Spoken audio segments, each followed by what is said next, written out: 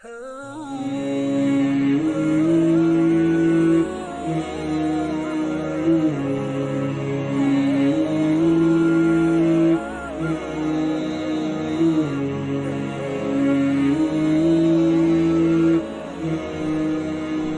نا وہ بچ جاتا ہے۔ اللہ کرے آپ کو سمجھ آئے میری بات کی۔ جو حضور کی پناہ میں آ جاتا ہے، وہ جو دنیا دار رہتا ہے، مالدار رہتا ہے، حضور کی پناہ میں نہیں آتا، وہ بے سکون رہتا ہے۔ فرماتے یہاں دنیا میں بھی حضور کی پناہ میں آ جاؤ، آج لے ان کی پناہ۔ اور آج دلیل آپ نے ابن ماجہ کی حدیث لکھی ہے، حضرت تمیم داری حدیث کے راوی ہیں، اعلیٰ حضرت نے لکھی ہے۔ فرماتے ہیں جو حضور کی پناہ میں آیا بچ گیا۔ دلیل دیتے ہیں، فرمایا انسان تو انسان، جانور بھی آتے تھے تو بچ جاتے تھے۔ حضرت تمیم داری رضی اللہ تعالیٰ عنہ فرماتے ہیں کہ ہم کھڑے تھے، ایک اونٹ دوڑتا ہوا آیا، نبی کریم صلی اللہ علیہ وسلم کے پہلے اس نے قدموں پہ سجدے کیے۔ صحابہ کہنے لگے حضور ہمیں بھی اجازت دیں۔ فرمایا وہ تو بے زبان ہے، اسے تو پتہ کوئی نہیں، پیش نظر ہے وہ نو بہار، سجدے کو دل ہے بے قرار، روکیے سر کو روکیے یہی تو امتحان ہے۔ فرمایا اسے کیا پتا، تم تو مکلف ہو شریعت کے، تمہیں اجازت نہیں ہے۔ اور اعلیٰ حضرت نے دو ٹوک لکھا ہے، فرمایا سوائے خدا کے کسی کو تعظیمی سجدہ بھی حرام ہے۔ یہ نوٹ کر لیں میری بات۔ اور اعلیٰ حضرت نے فتاوی رضویہ میں لکھا ہے کسی قبر پہ جاؤ تو 4 ہاتھ دور کھڑے رہو۔ اللہ کرے آپ کو سمجھ آئے، کتنے ہاتھ؟ 4 ہاتھ دور کھڑے رہو، سورۃ فاتحہ پڑھو، درود شریف پڑھو، جس قبر پہ گئے ہو ان کی روح کو اصحال ثواب کرو، ان کے وسیلے سے دعا مانگو۔ اعلیٰ حضرت فرماتے ہیں قبر کو سجدہ بالاتفاق حرام ہے، طواف قبر کا کرنا بالاتفاق حرام ہے، بوسہ لینے میں اختلاف ہے کہ جائز ہے کہ ناجائز ہے، لیکن بوسے سے بھی چونکہ شک پڑتا ہے تو فرماتے ہیں احمد رضا کی رائے یہ ہے کہ بوسہ لینے سے بھی بچا جائے۔ وہ آ گیا تو اس سے اگلی باتیں کرتا ہے، بس خاموش رہ، باادب رہ اور پیچھے رہ۔ تو حضرت تمیم داری کہتے ہیں یہ حدیث اعلیٰ حضرت نے لکھی ہے لمن والعلا میں، فرماتے ہیں کہ اونٹ نے پہلے سجدہ کیا، قدم چومے، پھر اس نے حضور کے کان میں کوئی بات کہی۔ روزے دے دوالے نے غلامہ دیاں ٹولیاں، ایک پہ سن دے کروڑاں دیاں بولیاں، یعنی اونٹ نے بات کی تو حضور نے وہ بھی سن لی۔ اعلیٰ حضرت کہتے ہیں جو پناہ میں آتا ہے بچ جاتا ہے۔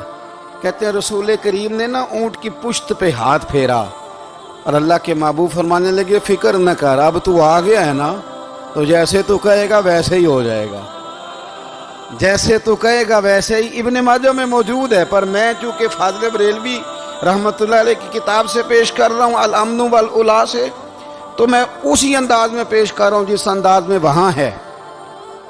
حضرت تمیم داری کہتے ہیں کہ ہماری سمجھ میں بات کوئی نہ آئی، تھوڑی دیر گزری تو کچھ لوگوں نے ہاتھوں میں رسیاں پکڑی ہیں، خنجر پکڑے ہیں، دوڑے آئے، یا رسول اللہ یہ ہمارا اونٹ ہے۔ حضرت تمیم داری کہتے ہیں میں نے دیکھا کہ جب وہ آ گئے نا خنجر لے کے تو اونٹ حضور کے پیچھے چھپ گیا۔ آج لے ان کی پناہ، آج مدد مانگ ان سے، وہ حضور کے پیچھے چھپ گیا۔ تو کہتے ہیں کہ نبی کریم صلی اللہ تعالیٰ علیہ وسلم نے فرمایا کیا مسئلہ ہے بھائی؟ یا رسول اللہ ہمارا اونٹ ہے، ذبح کرنے لگے تھے دوڑ آیا ہے۔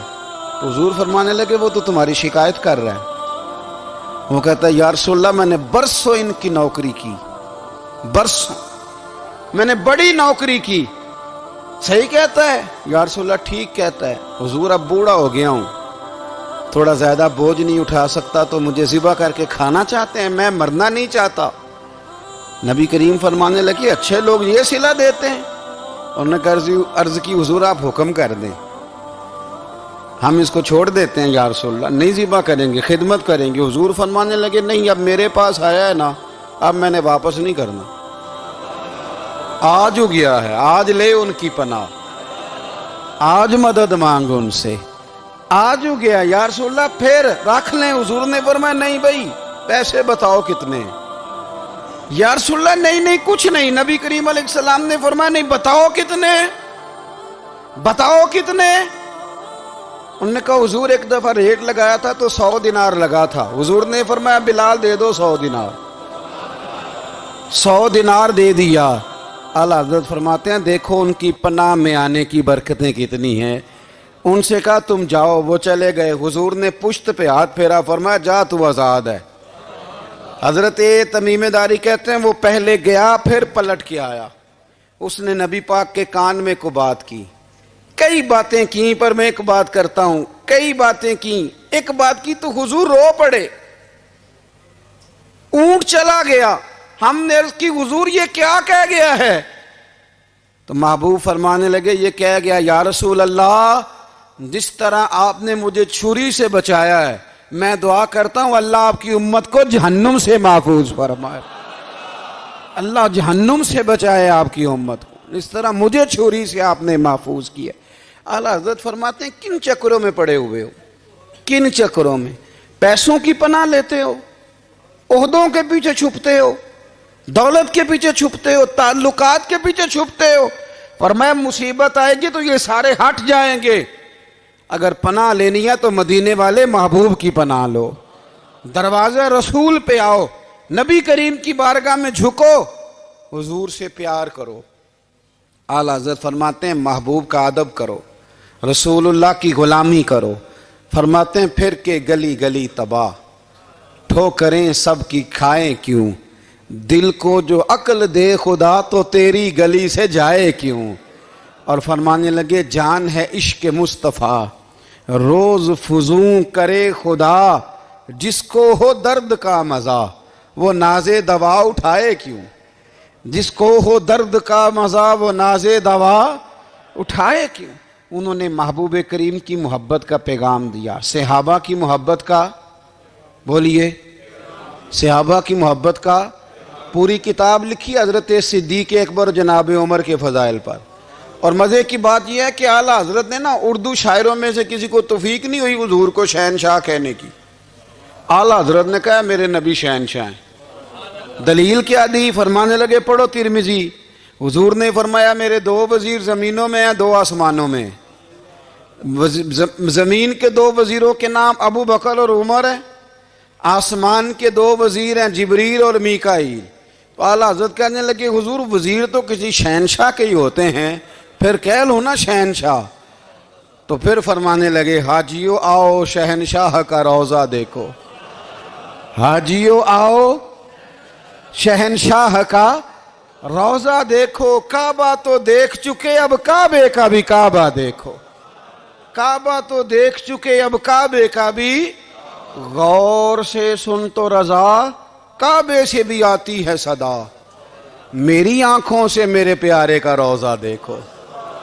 اعلیٰ حضرت نے ساری زندگی اور صحابہ کرام کی بات کی, اہل بیت کی بات کی, اولیاء کی بات کی, صوفیاء کی بات کی, دفاع کیا سب کا, سب کے شانوں میں لکھا, امت کو بتلایا کہ اپنے بزرگوں سے جڑے رہو گے تو بچے رہو گے.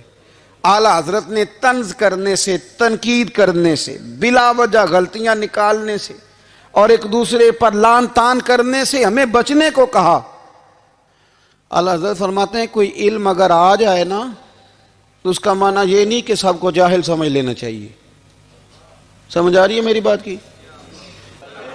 ہم جس شعبے میں بھی ہوتے ہیں نا سامنے والے کو ان پڑھ ہی سمجھتے ہیں. مولویوں کے بارے میں بعض لوگوں کا خیال ہے کہ یہ پتہ نہیں کون سی مخلوق ہے, ان کو کیا پتہ دنیا داری کا. میں صحیح کہہ رہا ہوں. اسی طرح جو میرے شعبے سے تعلق رکھنے والے لوگ ہیں وہ کہتے ہیں شاید سارے تاجر 2 نمبر طریقے سے ہی مال کماتے ہیں.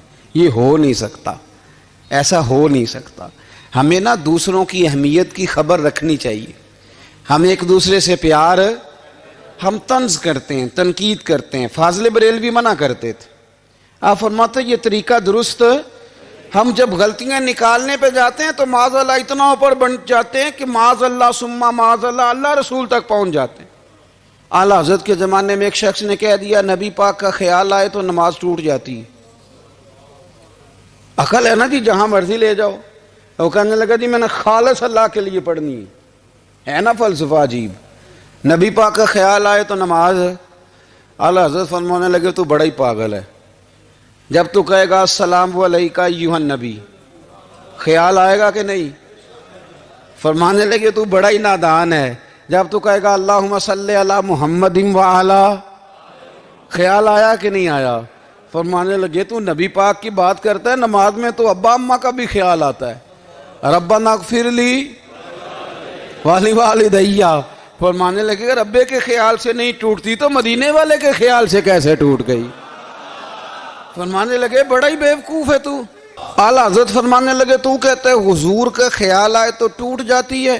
فرمانے لگے جب تک حضور کا خیال آئے نہ نماز ہوتی ہی نہیں، جب تک حضور کا خیال نہ آئے نماز ہوتی ہی نہیں، سوال ہی نہیں پیدا ہوتا۔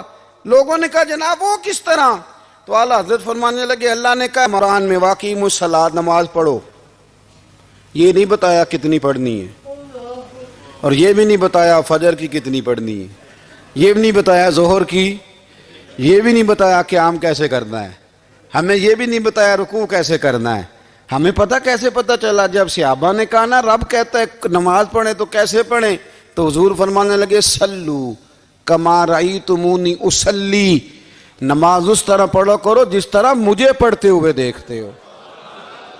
تو کہا یہ تو کیسی عجیب بات کر رہا ہے کہ نبی کریم صلی اللہ علیہ وسلم کا خیال آئے۔ اور پھر بڑی مزیدار بات، ایک شخص نے اعلیٰ حضرت سے آ کے نا، اس زمانے میں نا ایک آریہ مذہب ہوتا تھا، اب اللہ کا شکر ہے وہ کوئی نہیں، اب ویسے جو بڑے نئے نئے مذہب نکل آئے ہیں، جو آدمی جتنا پڑھ جاتا ہے معاذ اللہ وہ ایک نئی بات ہی شروع کر دیتا ہے، اور جو انوکھی بات کرے اس کے پیچھے رش بھی زیادہ ہو جاتا ہے، سٹائل ذرا ہٹ کے ہو نا جی تو ذرا ماحول جلدی بن جاتا ہے۔ تو وہ آریہ مذہب تھا، تو وہ ایک آریہ آ گیا اعلیٰ حضرت کے پاس، آ کے کہنے لگا کہ فرض کی اہمیت زیادہ ہے کہ سنت کی؟ تو اعلیٰ حضرت فرمانے لگے بھئی اہمیت تو فرض کی زیادہ ہے۔ تو کہنے لگے آپ کا وضو تو پھر سنت سے شروع ہوتا ہے، وضو میں پہلا فرض ہے منہ دھونا، اور آپ سب سے پہلے ہاتھ دھوتے ہیں، یہ بھی سنت، ناک میں پانی ڈالنا یہ بھی، کلی کرنا یہ بھی۔ میری بات کی سمجھ آ رہی ہے؟ اس نے کہا یہ آپ عجیب لوگ ہیں، فرض اگر بڑا ہے تو پہلے فرض ہونا چاہیے تھا۔ سمجھ آ رہی ہے میری بات کی؟ لوگ دین پر بڑے بڑے مختلف اعتراضات کرتے ہیں نا، اس نے کہا جی پہلے ہونا چاہیے تھا فرض، تو منہ دھونا فرض ہے، آپ نے گھٹنوں تک ہاتھ دھوئے، اب یہ جو آپ نے ہاتھ دھو یہ بھی سنت، کلی کری تو وہ بھی سنت، ناک میں پانی ڈالا تو وہ بھی سنت، تو آپ تو چوتھے نمبر پہ فرض ادا کر رہے۔ تو اعلیٰ حضرت فرمانے لگے تم اصل میں محبوب کا غلام نہیں نا،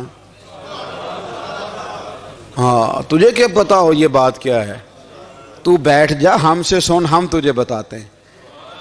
اس نے کہا جی کیا مطلب؟ فرمانے لگے یہ محبوب جو ہے نا ہمارے، یہ ہمیں بڑی جگہوں سے بچاتے ہیں، یہ بچا بچا کے فرائض تک لے جاتے ہیں۔ کیا کیا مطلب؟ کہنے لگے حضور نے ہمیں کہا ہے کہ پہلے نا ہاتھ دھو لو، پتہ چل جائے پانی زیادہ گرم تو نہیں، منہ جالی نہ جائے، پہلے نا دیکھ لو۔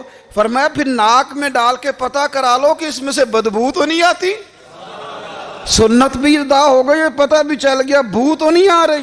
اور فرمایا پھر منہ میں ڈال کے چکھ لو کہ بد ذائقہ تو نہیں۔ اب یہ 3 سنتیں ادا کر کے تم فرض ادا کرو گے تو اللہ بھی راضی ہوگا، اللہ کے رسول بھی راضی ہوں گے۔